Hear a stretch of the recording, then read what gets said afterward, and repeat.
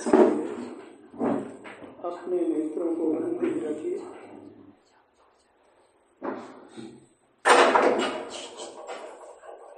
ध्यान का ध्येय पर पदार्थ नहीं है, इसलिए ध्यान के इस सत्र में पर चर्चा वर्जित है, पर का चिंतन वर्जित है। हमें अपने ही अमूर्त शरीर को लक्ष्य में रखना है,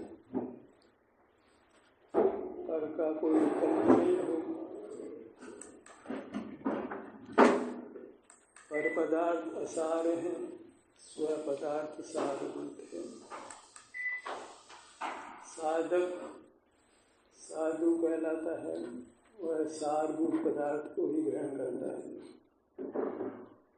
सार सार गई लहित होता देव, सारभूत पदार्थ उत्तम पदार्थ अपना अमूर्त शरीर है।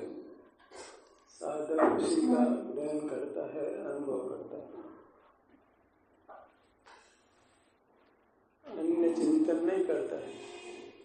ध्यान के प्रकरण में अशुभ पदार्थ को ध्येय नहीं है, शुभ पदार्थ भी ध्यान के ध्येय नहीं है। ध्यान के प्रकरण में देव शास्त्र गुरु की चर्चा भी नहीं है, उनकी आराधना नहीं है, उनकी भक्ति नहीं है, समाधि परिणाम भी नहीं है। ध्यान के प्रकरण में केवल अपने अमूर्त शरीर का ग्रहण है, अनुभव है, संवेदन है। उसमें भी हमको सार में भी सार को ग्रहण करना है, कारण कि अभी कर्म के संबंध से अपने अमूर्त शरीर में विभाव परिणाम भी होते हैं। साधक उनको भी ग्रहण नहीं करता है, उनको भी अपने ध्यान का ध्येय नहीं बनाता है। भले उनका अनुभव हो जाए, पर वह उसके ध्यान का ध्येय नहीं है, उसको इष्ट नहीं है, उसको उन्हें लक्ष्य में नहीं लेना है, केवल सार को ग्रहण करता है। वही साधु का स्वरूप है। असार को छोड़ देता है, सार को ग्रहण करता है। तो पर पदार्थ असार है, भले शुभ हो या अशुभ हो, उसकी दृष्टि में वही तत्व है। बाह्य पदार्थ है, ग्राह्य नहीं है, लक्ष्य करने योग्य नहीं है, देखने जानने योग्य नहीं है। अपना अमूर्त शरीर सुख स्वभावी होने से उसमें सुख दुख अवस्था होती है, उसका संवेदन होता है, भोग होता है। साधु अपने में भी सुख की दशा को, जो सारभूत है, उसको भोगता है। उसके ध्यान का ध्येय अपना अमूर्त शरीर है, जो सारभूत है, और उसमें उसकी स्वभाव परिणति जो सुख है, अतीन्द्रिय सुख है, जो बिना इंद्रियों के अनुभव में आता है, बिना विचार के, बिना बोले, बिना काय चेष्टा किए जो सुख अनुभव में आता है, वही साधु के ध्यान का ध्येय है। काय चेष्टा भी इष्ट नहीं है, कुछ हाथ को हिलाए डुलाए, पाँव को हिलाए डुलाए, कुछ बदन को छुए दबाए, श्वास ले छोड़े, ये सब कुछ इसका ध्यान में इष्ट नहीं है। ध्यान केवल सारभूत वस्तु का होता है। सारभूत अपना अमूर्त शरीर है और उसकी स्वाभाविक परिणति है, वह सारभूत है। वह अतीन्द्रिय सुख का परिणाम है, स्वाधीन सुख का परिणाम है। जो शरीर में वेदना रहित स्थिति है, वह कर्म से रहित है, कर्मोदय से रहित है, स्वभावभूत है। बस वही एकमात्र साधु के ध्यान का ध्येय है। वह उसी को ध्याता है, उसी को लक्ष्य में लेता है, उसी को भोगता है। ऐसे बराबर ध्यान करें, उसके पहले ही ध्यान के ध्येय का निर्णय कर लेना चाहिए। मुझे किसका ध्यान करना है, मेरे ध्यान का ध्येय क्या है, मुझे किसे लक्ष्य में लेना है, किसे भोगना है, किसे पाना है, सब कुछ साफ होना चाहिए। दृष्टि एकदम निर्मल होनी चाहिए, साफ होनी चाहिए। दृष्टि साफ होती है तो निसर्ग ध्यान हो रहा है, कोई शंका नहीं हो रहा है। इसको सही करो बाबू जी, इसको सही करो।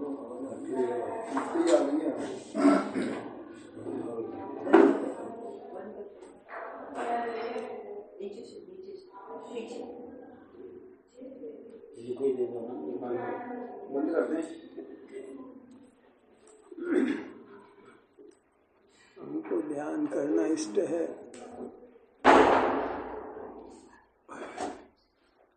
तो ध्यान का ध्येय का निर्णय करना भी इष्ट है।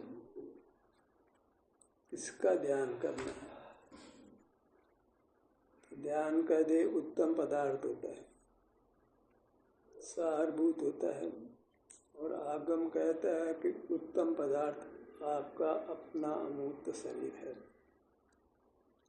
और कोई पदार्थ उत्तम नहीं है, शेष सब पदार्थ अनुत्तम है। वह निंदा का प्रकरण नहीं है भाई पर पदार्थों का। वहाँ तो ध्यान का ध्येय क्या है? बाकी लक्ष्य में लेना ही नहीं, नजरों से ओझल रखना है, कुछ चिंतन नहीं करना है, याद भी नहीं करना।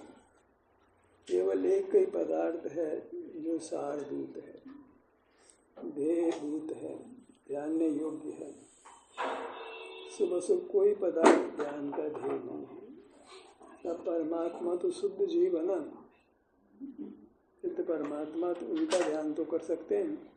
अनंत परमात्मा तो शुद्ध हैं, उन्होंने घातीय कर्मों का नाश किया है, उसका ध्यान तो कर सकते हैं। यहाँ शुद्धता अशुद्धता में केवल पर पदार्थ है वह शुद्ध है और शेष सब पदार्थ अशुद्ध है। जिसको ध्याना है वह शुद्ध हुआ, जिसको नहीं ध्याना है वह शुद्ध हो गया। प्रकरण ध्यान का है। जो ध्येय है वह शुद्ध है, जो ध्येय नहीं है वह अशुद्ध है। हमारा माप है किसका ध्यान करना है। जिसका ध्यान करना है वो हमारा आदर्श है, उत्तम पदार्थ है, भजनीय है, उपासनीय है।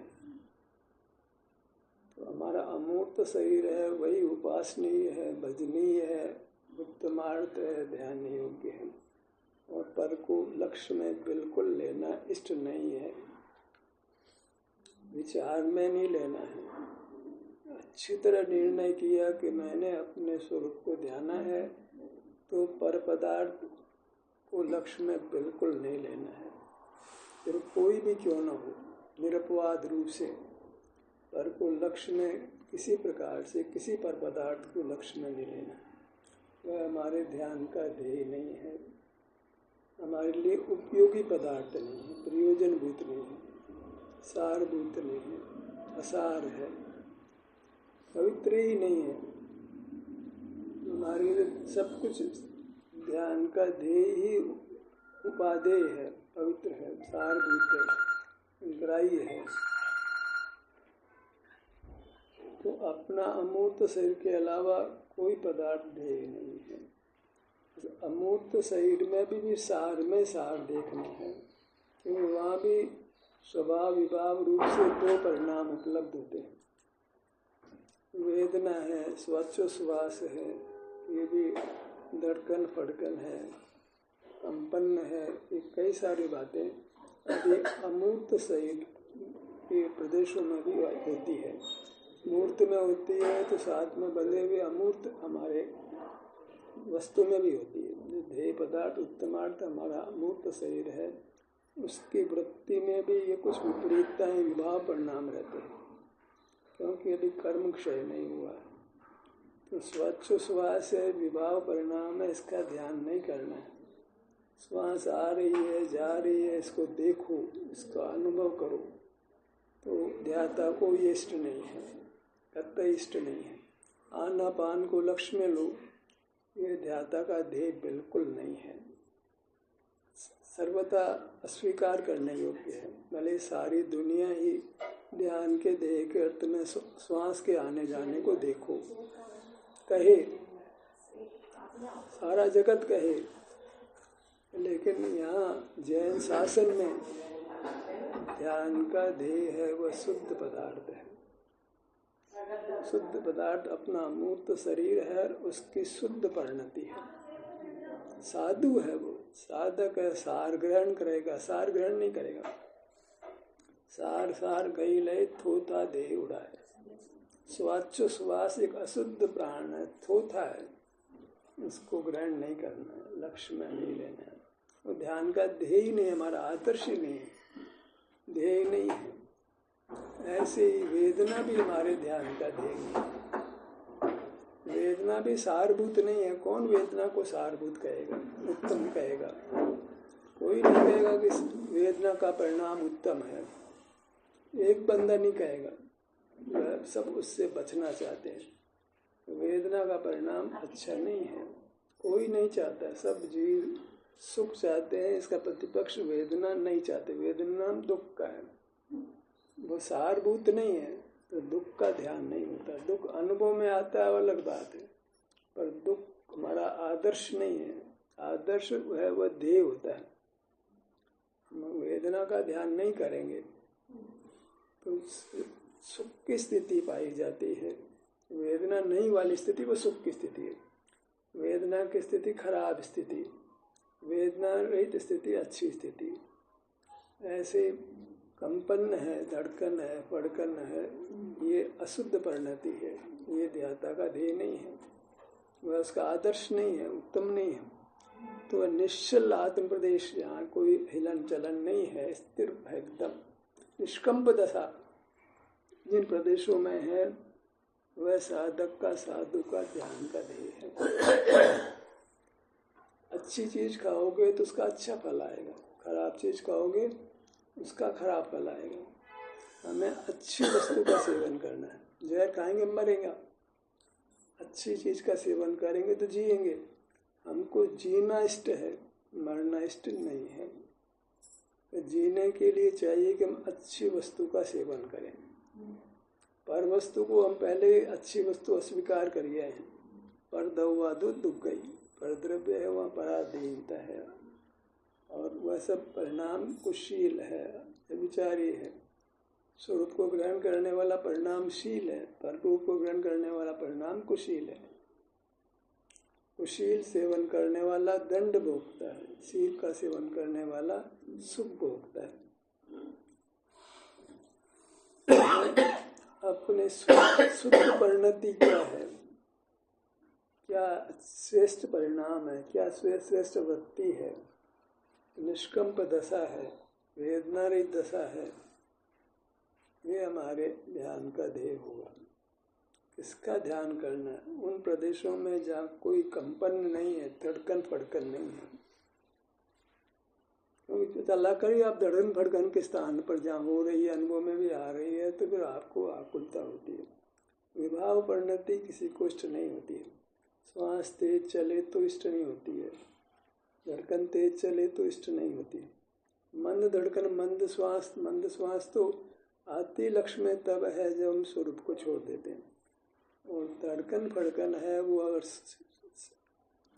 एक सीमा के अंतर्गत तो वो ध्यान का ध्येय बनती नहीं है, भले हृदय स्थान पर आप आ जाते हो। कोई विकृति होती है हृदय में तो ये आपके लक्ष्य में आती है, अन्यथा हृदय की धड़कन मालूम नहीं पड़ती। तो आप हृदय स्थान का निशंक रूप से अनुभव कर सकते हैं, हृदय स्थान पर निशंक रूप से आ सकते हैं, बशर्ते कि वह स्वस्थ दशा हो। अस्वस्थ दशा है तो आपको उस स्थान से दूर किसी ऐसे स्थान को लक्ष्य में लेना चाहिए जहाँ वो किसी प्रकार की धड़कन नहीं है। कदाचित उससे बचना संभव ही नहीं है, यद्यपि बचा जा सकता है। यदि आप अपने स्वस्थ दशा को लक्ष्य में लेते हैं, इस भाग को जहाँ कंपन नहीं है, कोई धड़कन फड़कन नहीं है, तो आपको वह धड़कन फड़कन की दशा से आप छूट जाओगे। श्वास श्वास ध्यान नहीं है तो श्वास श्वास आपके लक्ष्य से छूट जाएगा, क्योंकि एक समय में एक ही भाग का लक्ष्य होता है, उस भाग की परिणति ही अनुभव में आती है। तो साफ श्वास तो अनुभव में आएगी ही, धड़कन तो अनुभव में आएगी ही, जैसे कुछ सुनना तो आवाज़ सुनने में आएगी ही, ठंड गर्म तो लक्ष्य में आएगी ही। ऐसा बिल्कुल नहीं है। आप उत्तमार्थ को ग्रहण करते हो, अपने उत्तम काया को ग्रहण करते हो, उसके निष्कंप स्वस्थ दशा को लक्ष्य में लेते हो, तो कोई विभाव परिणति आपके लक्ष्य का विषय नहीं बनेगी, आपके अनुभव में नहीं आएगी। आप एकदम सुखद अवस्था आपके अनुभव में आएगी, वो तो आपको सुख होगा। और सुख से सुख प्राप्त होता है, काम दुख भोगने से सुख मिलता हो ये बात नहीं है। उत्तम वस्तु का सेवन करने से सुख आएगा। उत्तम वस्तु सुख है तो सुख के भोगने से सुख आएगा। दुख भोगे और सुख आए, पूरब चले पश्चिम आवे, सो नहीं होगा। सुख भोग कर ही सुख आता है। लोक में तो बहुत मेहनत करते हैं तो पैसा मिलता है, यह लोक की वार्ता नहीं है। देखो, ध्यान के देह में लोक वार्ता नहीं है। लोक में तो देव सास गुरु का, माता पिता का, बड़े भाई का, समाज में जो बड़े प्रसिद्ध लोग हैं उनका आदर किया जाता है, बहुमान किया जाता है। ध्यान के देह में जो लोक में उत्तमार्थ है, यहाँ उत्तमार्थ नहीं है। लोक में तीर्थंकरों की पूजा की जाती है, लेकिन ध्यान के देह में तीर्थंकरों का स्मरण भी नहीं किया जाता है, उनके स्वरूप का चिंतन भी नहीं किया जाता है, पर का कोई विकल्प ही नहीं होता है, तो ध्यान कहलाता है। ध्यान का देह उत्तम पदार्थ, उत्तम अवस्था, दोनों का युगपत ग्रहण होता है, आदि वस्तु नहीं होती है। उत्तम तभी कहलाता है जब उसमें उत्तम अवस्था हो, उत्तम अवस्था उत्पन्न हो।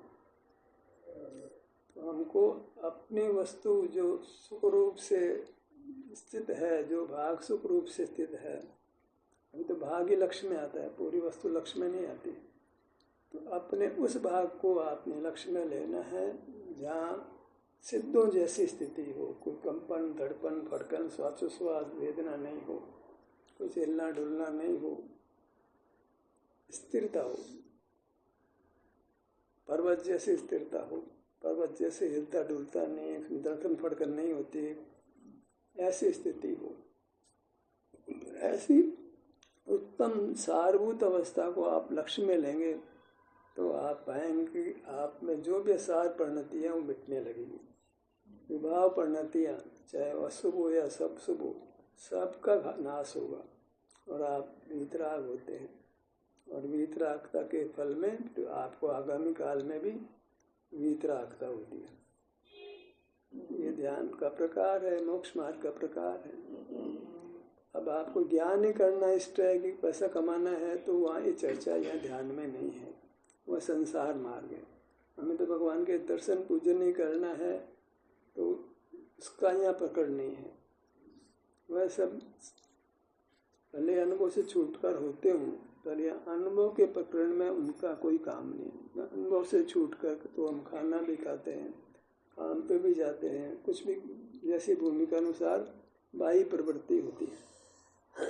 यहाँ उसकी चर्चा नहीं है, उसको याद भी नहीं करना। जिस समय जो कार्य करना योग्य है वही काम करना चाहिए। हमें कर्मनाश करने का हमने मन बनाया है, परमात्मा होने का मन बनाया है। अभी कोई देवलोक में जाने का मन नहीं बनाया हमने परमात्मा होना हमारा लक्ष्य है। सब कर्मों से मुक्त कर संपूर्ण अविनाशी सुख को पाना, ये हमारा लक्ष्य है। वह लक्ष्य कोई पूजा भक्ति से नहीं मिलेगा, किसी पर की आराधना से नहीं मिलेगा, पर के स्मरण से नहीं मिलेगा। उसका ध्येय तो एक अपना अमूर्त शरीर है जो सिद्ध समान परिणम रहा है, वह हमारे ध्यान का ध्येय। सहजी वेदनारत स्थिति है, निष्कंप दशा है।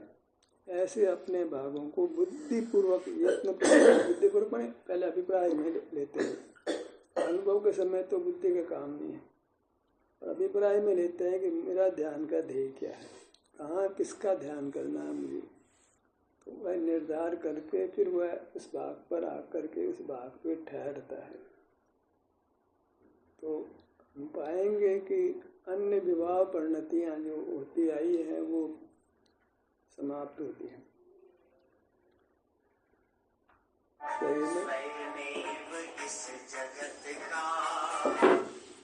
शरीर में वेदना का लक्ष्य तो होता ही नहीं है। जब आप अच्छी स्थिति आपके अनुभव में आ रही है तो वेदना की स्थिति अनुभव में नहीं आएगी। दो भागों का अनुभव एक साथ नहीं होता। आप वेदना के अनुभव से मुक्त होंगे और अशुद्ध परिणाम है वह भी आपके लक्ष्य में नहीं आएंगे। श्वास भी लक्ष्य में नहीं आएगा, हृदय की धड़कन फड़कन भी लक्ष्य में नहीं आएगी। आप अपने आप को बिल्कुल अच्छा महसूस करेंगे, निष्कंप भी महसूस करेंगे, वितराग भी महसूस करेंगे, शांति रूप और सुख रूप महसूस करेंगे। बस ध्यान की जो स्थिति है जिसको हम ध्यान कहते हैं, वह ध्यान यदि आप करते हैं तो आपका हर पल आपको सुख में स्थापित करेगा और दुखों से मुक्त करेगा और आपके बाह्य जीवन को भी अच्छा बनाएगा। ऐसी कोई ध्यान की अद्भुत महिमा है जो हमको लेना चाहिए, तभी हम कर्मों का नाश कर परमात्मा हो पाएंगे। अच्छा ग्रहण करना है, खराब नहीं ग्रहण करना। अच्छा देखना है, देखना तो पर कोई तो बात ही नहीं है। अपने में अच्छा देखना है, अपने को अच्छा देखना है। अच्छा देखना में तो आप हमारी विकृति तो उसको देखना नहीं है, उसको नज़रों से ओझल रखना है। आ जाए तो भी उसको आदर्श नहीं मानना, ध्येय नहीं मानना, सारभूत नहीं मानना, ग्राह्य नहीं मानना, उपादेय नहीं मानना। तो अच्छी तरह निर्णय हो जाता है कि हमको ध्यान में क्या करना है, किसको ध्याना है और उसका फल क्या मिलता है। तो फिर बराबर आप पाएंगे कि ध्यान में आपकी गति होगी, आप शीघ्रता से कर्मों का क्षय कर परमात्मा हो सकेंगे। ध्यान का सत्र यहीं समाप्त होता है। आपकी सहभागिता के लिए धन्यवाद।